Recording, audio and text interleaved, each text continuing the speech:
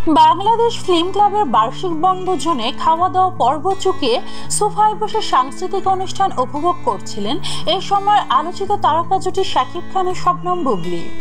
একটু খেয়াল করতে দেখা গেল শাকিব বুবলি দুজনেই পরেছেন একই রঙের পোশাক। দুজনের পরনেই ছিল সাদা রঙের পোশাক।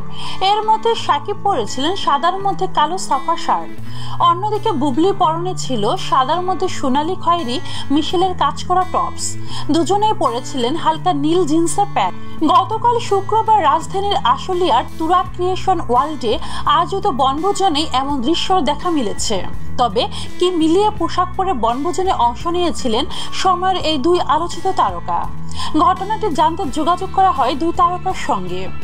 এনটিভি অনলাইনে প্রশ্ন শুনে হেসে ফেলেন নায়িকা শবনম বুবলি। তিনি বলেন, আমরা জুটি বেঁধে অভিনয় করছি বলে অনেকেই এমন মনে করছেন। আসলে তা নয়। আমি জানতাম না শাকিব খান বনভোজনে কি রঙের পোশাক পরেছেন। আমি 3টার দিকে বনভোজনে যাই। সেখানে গিয়ে দেখি শাকিব খান এমন রঙের পোশাক পরে আছেন যা আমার ড্রেসের রঙের সাথে মিলে যায়। আমরা আসলে ইচ্ছে করে একই রঙের পোশাক পরিনি। তাছাড়া এটা গতকাল বনভোজনেই প্রথম নয়। আমাদের প্রায়ই পোশাক মিলে যায়। অনেকেই মনে করে আমরা আগে থেকে পোশাক ঠিক করে অনুষ্ঠানে গিয়েছি। একই প্রশ্নের জবাবে শাকিব খান বলেন, আমি তো সকালেই বনভোজনে যাই, তখন ছিল পাঞ্জাবি পরা। দুপুরে ফুটবল খেলার পর আবার ড্রেস পরিবর্তন করি। তার কিছুক্ষণ পর বুবলি বনভোজনে আসে। আমাদের ড্রেস যে ম্যাচিং তা তখনও আমি বুঝতে পারিনি।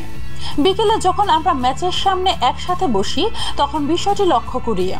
একই রঙের ড্রেস, ম্যাচিং এগুলো একেবারেই কাকতালীয়। বাংলাদেশ ফিল্ম ক্লাবের বার্ষিক এই বনভোজনে অংশ নেন চলচ্চিত্র প্রযোজক, পরিচালক, শিল্পী ও কলাকুশলীরা।